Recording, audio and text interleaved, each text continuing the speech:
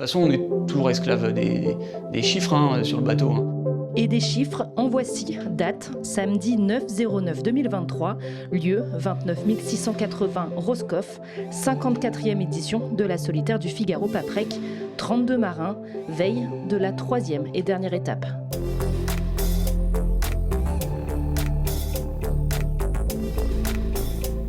Sur les pontons, les préparateurs peaufinent leur ouvrage pendant que les marins cogitent sur la météo et le parcours modifié. Pour le parcours de la 3e étape de la solitaire du Figaro, comme une dorsale anticyclonique est vraiment présente sur le golfe de Gascogne, on a été contraint de se rabattre sur le parcours alternatif prévu dans l'avis de course, qui est un parcours qui, au lieu de traverser 2 fois le golfe de Gascogne, vient chercher un point sur la côte atlantique. En l'occurrence, c'était la bouée de Attente-Arcachon, à la sortie du bassin d'Arcachon. Mais même sur ce parcours alternatif, compte tenu de la situation météo qui était vraiment faible sur le golfe la semaine prochaine, on était obligé de l'adapter légèrement pour remonter un petit peu cette marque-là et assurer aux marins d'arriver dans la journée du jeudi. Dans quelques heures, ils se retrouveront seuls sur leur navire, à bord desquels l'électronique est indispensable et certains marins se révèlent plutôt ingénieux.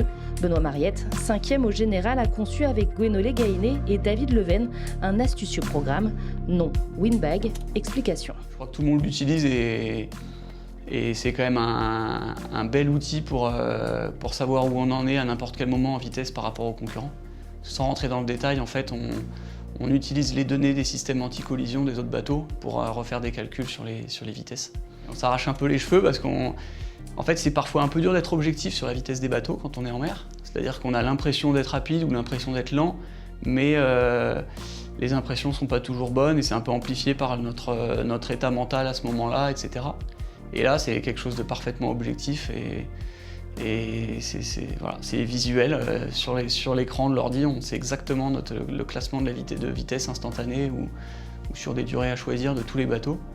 Et donc parfois, ça nous remonte le moral quand on croit qu'on n'est pas rapide. Quand on regarde autour, on se dit bah non, faut être objectif et c'est pas si mal. Ou au contraire, on se croit dans une bonne phase et puis en fait, on est le plus lent de la flotte. Donc ouais, moi j'ai un peu le nez rivé dessus pendant toute la course, mais je crois que c'est le cas de pas mal de monde. Ouais. Pouvoir se comparer, là est l'ADN même de cette course, la monotypie. Chacun a la même monture, seul le marin fait la différence. On le sait, sur une solitaire, tout peut se jouer jusqu'au dernier instant. Mais pour Guillaume Pirouel, la sentence a été rude sur l'arrivée de la 2e étape. Il affiche plus de 14 heures de retard sur le leader au général, Basile Bourgneau. Sauf énorme coup du sort.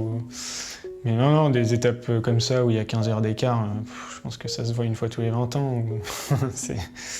Ouais, j'y pense plus au classement général, c'est derrière moi. L'objectif principal, il est plus là, quoi. Il y a plus vraiment d'objectif. Après, ce serait beau quand même de faire un beau résultat sur cette 3e étape. Ça montrerait que je sais rebondir et que je sais aller au-delà du fait d'avoir raté ce classement général. Alors rendez-vous demain à 14 h pour le départ de l'ultime étape.